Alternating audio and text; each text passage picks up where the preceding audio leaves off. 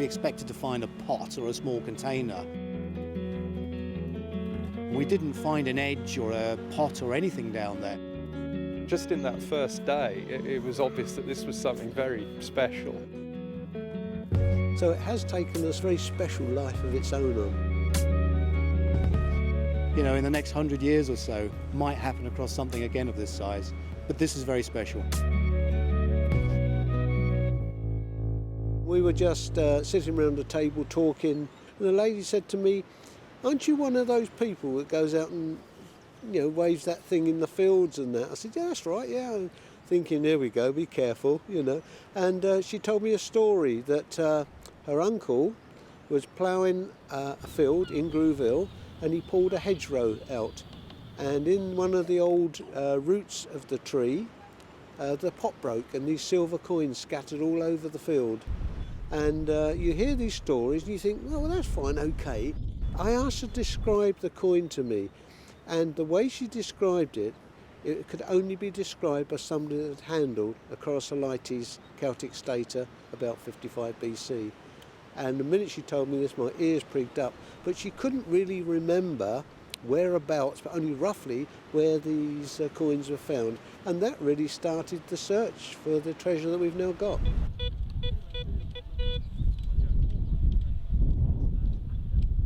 Well, I would have been probably in my late teens at about the time that I heard the story. And it was exciting, you know, to go out and try and find something you suspect to be 2,000 years old. I can still remember now the first field that we went in and expecting we were just going to walk into this field and find these coins. But it didn't happen like that.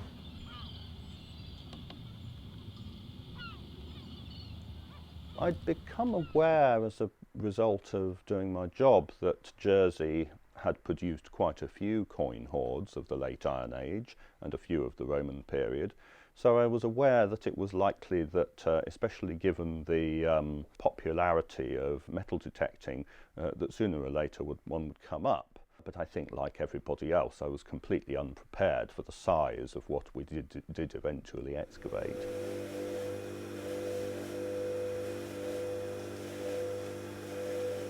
We all arrived at the site late in June. The team was Olga Finch, Robert Waterhouse from the Société, Reg, myself obviously, and Dr. Philip de Jersey, who's our neighbouring island of Guernsey, just happens to be a Celtic coin expert. I met Reg and Rich shortly after they'd found that they'd got this huge signal with their metal detectors, and they dug to what turned out to be the top of the hoard and just taken off a couple of coins. And I remember we went out to the site in the field around about Easter. Olga or Neil had phoned up and said, these guys have possibly found something really significant, you know, do you want to come out to the field and meet them? And I did, and looked at the coins and agreed with them that they were Iron Age coins, as they suspected. And that was when I know the sort of planning started for an actual excavation.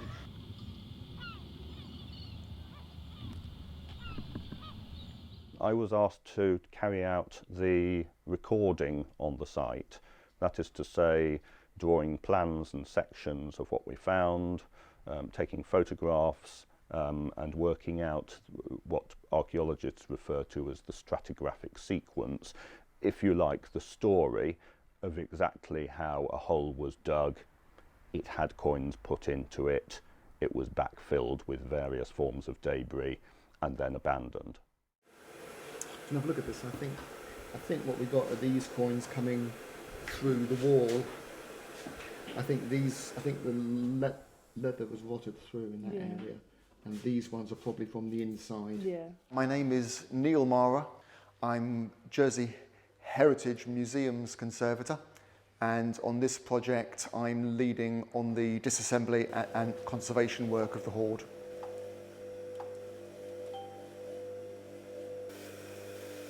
This is a hoard of coins that was buried late in the 1st century BC, almost certainly by a French tribe called the Coriosolites. It's about 70,000 coins made of a mixture of copper and silver. That would originally have looked silver.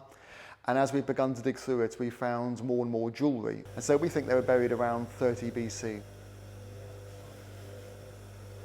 When it first came up and we saw that the vast bulk of the coins dated from the time that Julius Caesar invaded Gaul, we assumed that the tribe, as it were, simply hid its wealth here. But what we discovered a little later when we began to clean all the coins and check their dates is that some of them dated to perhaps 20 years or so after the invasion, which is where it gives us a date of sort of 30, perhaps 30 to 40 BC, which is a time when Gaul is actually under the control of the Romans.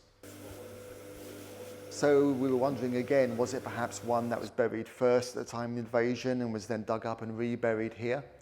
But as people have begun to do more research, a view that seems to be becoming predominant is that the Celts just buried treasure. It's just something that they did.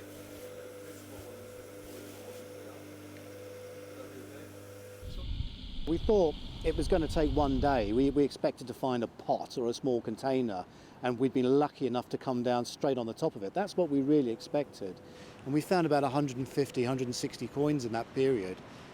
Went back to the field thinking, well, we haven't found the base of this pot or a container. If it was broken in the ground, then maybe the base of it might still be down there with some coins still in it. So that's really the inspiration to get out the old metal detector, the deep-seeking one, and go and see if we can find that. Yeah. And I hadn't used this machine since about 1996. And so I got it out from under the bed and dusted it off and got it working, and we finally got it working, and we walked up, and within 20 minutes I got a rather deep signal. I said, Richard, it's not what we're looking for, but there's a decent signal down there, and we just carefully cut a small spade hole in to find out, and he tried his machine, didn't find it. So it's only because I was the owner of this very ancient deep seeker that we were able to find this hoard. And it is great because, I mean, you grow up in Jersey, you always think of we have the hall, the talk on show in the museum. There's been this one gold talk, which has been the most prestigious thing we've had in our museum the entire time I've worked here. And I had no real expectation that we'd find anything else like that in my time. So for this to come up, it was an amazing thing. And then as we excavated it, we realised it got bigger and bigger and clearly more and more important. And then sometime later when I began the cleaning, you know, we got the first signs of the gold, and you suddenly realise that, you know, you really have struck jackpot here. It was probably the first day of the excavation when we re-excavated the little hole that Reg and Richard had dug, and we got down to the top of the hoard, and it was the sheer size of it that was the first thing that, or the thing that was really unexpected, because I think maybe all of us thought perhaps we'd have a pot of coins, and it might be quite a big pot, but even the biggest pots would only have a few hundred or perhaps a couple of thousand coins in. And we got down to the top of the surface of the hoard, and it just kept spreading and spreading. And I think that was the point where we thought this is really something special. Well, it sort of grew because, I mean, at the beginning of the year, they'd found about 200 coins there, which is a fair-sized hoard, and we were, you know, quite pleased about and did the work. And then they called us to say that they'd found some more, and we kind of went back there assuming it was going to be a one-day job. We thought we'd bring down some bandage, we put that around the base of a pot and put it onto a board and then sort of pick it up and bring it back to the lab. So we all thought we'd just be there for the day. And as we dug down, we hit the top of the pile of coins, and you could see this green mass down there, but it just started getting bigger and bigger and bigger. But by the end of the first day, we could see the sort of coin surface of the hoards, but we couldn't see an edge. And on the second day, we only actually found one small part of the edge. And at that time, we just realised how big this was. And it, in fact, took us 3 days before we could even see the shape of the hoard.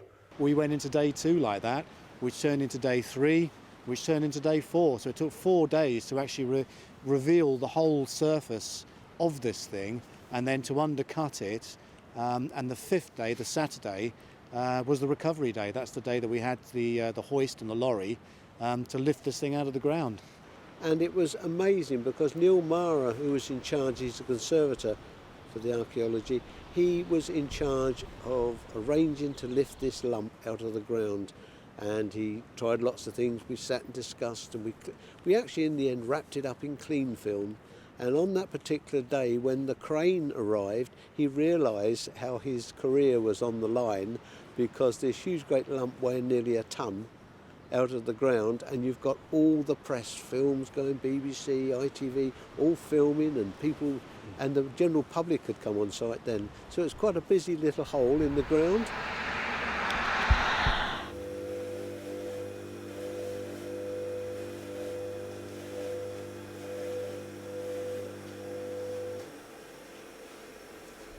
The Hoard arrived at the archive for safekeeping until we knew exactly how we were going to take this thing apart. And well, we sort of recall that it may have had something to do with the conservator Neil Mara, who may have sort of shut the door and said, "Good night, Derek," or at least that's what we heard.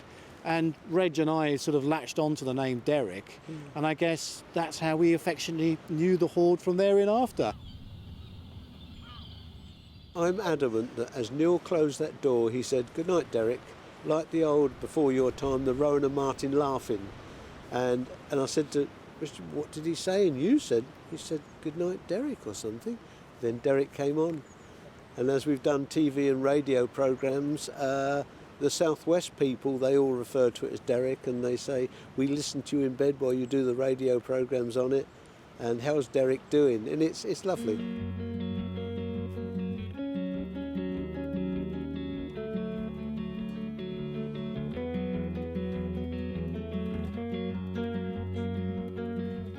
The sort of wider picture seems to be of Jersey perhaps as a sort of place of resistance, where the wealth of the tribes from Brittany and Normandy was taken after the Roman conquest to be hidden and so on.